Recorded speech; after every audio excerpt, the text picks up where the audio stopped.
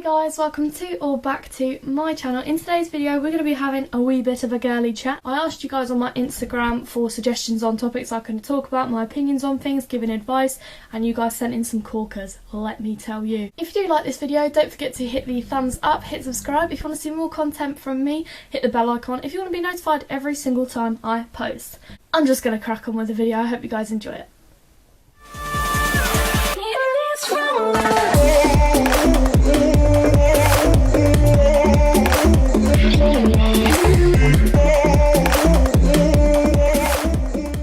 So, I got asked how to get rid of a toxic friend. This is all very dependent on situation. For example, if you've been friends for a significant period of time, that again is individual. If you think you've been friends with them for a significant amount of time, you owe them an explanation. This doesn't mean you need to have a fat row with them, tell them you hate them, because that's just not the way to go about things, is it? You want to tell them what they did, how it made you feel, and that you just don't want to be friends anymore. You need to have a mature conversation with them and just be like, look, I wish you all the best. Even if you don't, it's just a nice thing to say, alright? It's just nice. I wish you all the best, but I don't want to be a friend anymore. Simple as that.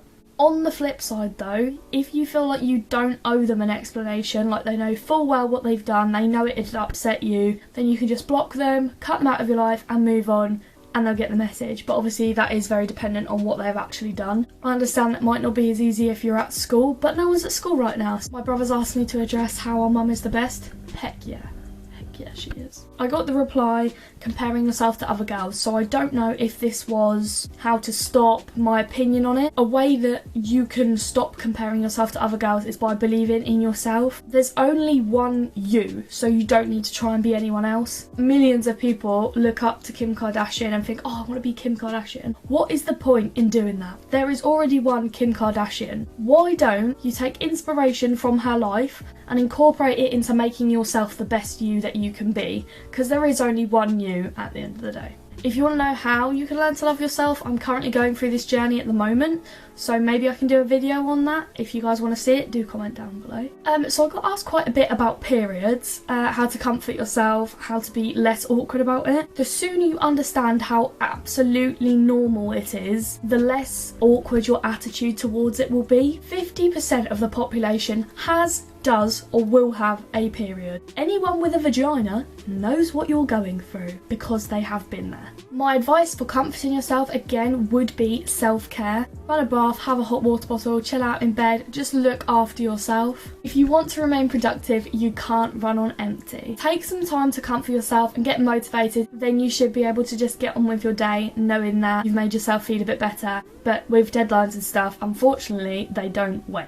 Wow! I hate this! I got asked what period products I use and my attitude towards other ones. I'm very open to trying sustainable period products, but I am typically a pad user. I got asked my favourite musical, and my favourite musical is The Book of Mormon. Since I first heard about it, I became like immediately obsessed. I was about 15 and I had the soundtrack for the first time, and obviously I couldn't go and see it because I didn't have the money to go and see it, so I would just like watch clips on YouTube, listen to the soundtrack on repeat on the bus, on my way to school, like everything like that. If you're under 18, maybe don't listen to the soundtrack because it's very explicit, but I love it and it's my favourite musical because it's just so funny. I got lots and lots and lots of questions about relationships, which I am very happy to answer. I am now the relationship guru. So I got asked paranoid about relationships, so I messaged who sent it to me and I was like, can I have a bit more clarification on this? Like, what do you actually need help with? The person that I asked is worried that their significant other is going to leave. Being scared about that is very common. Having been cheated on before, I can say from experience that I worried that my current boyfriend was going to leave me most days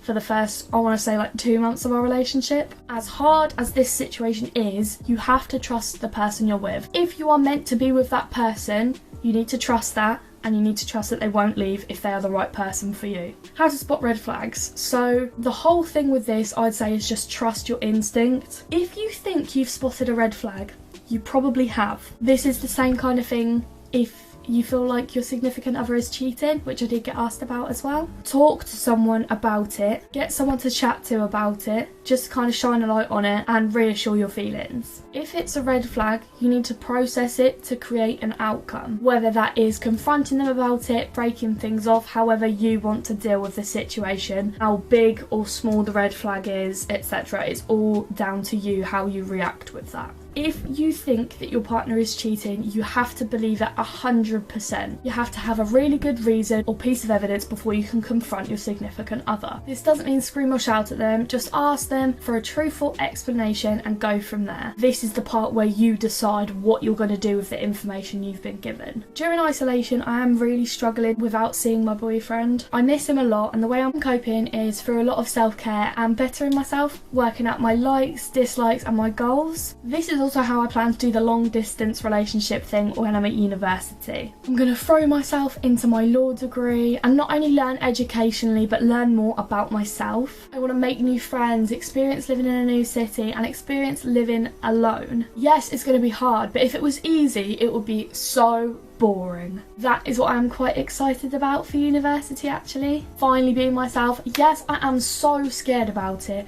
but I know it's going to be an adventure that I really want to do. If you don't feel 100% in your relationship, communication is key. Speak to your significant other and reach the best conclusion for both of you. Whether that's a breakup or moving on from something, anything.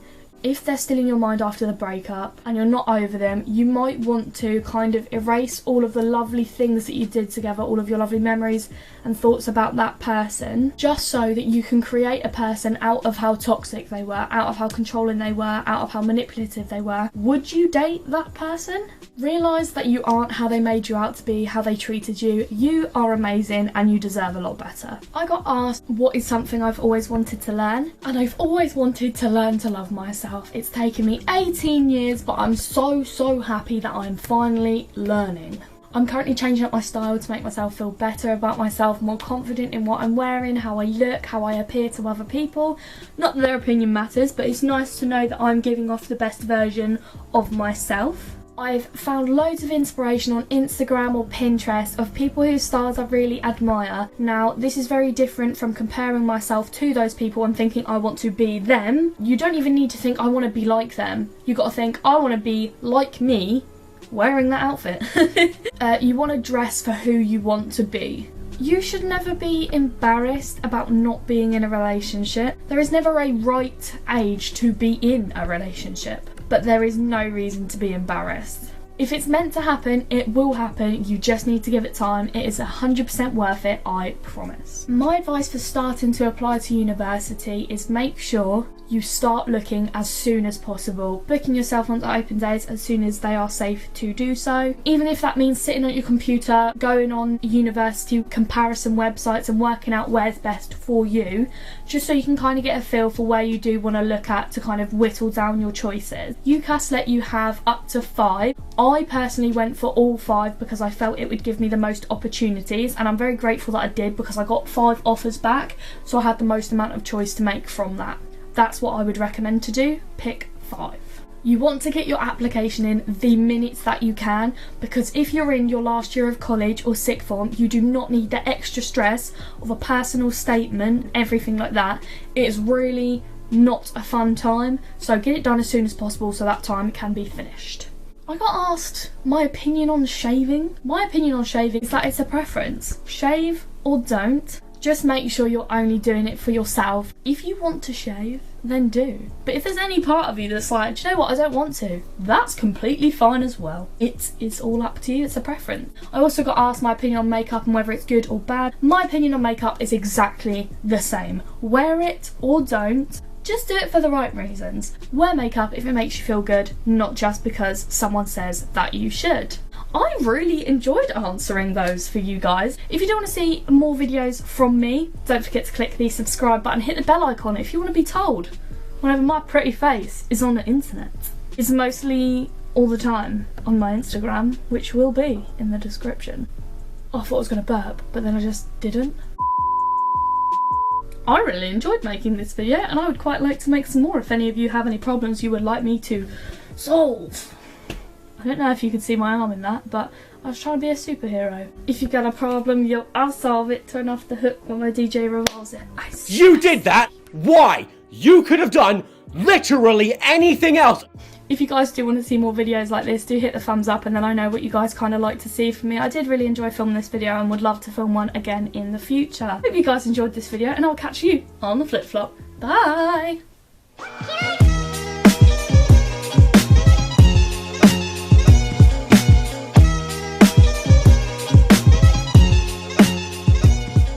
So not being funny, but I think I've actually just finished the video.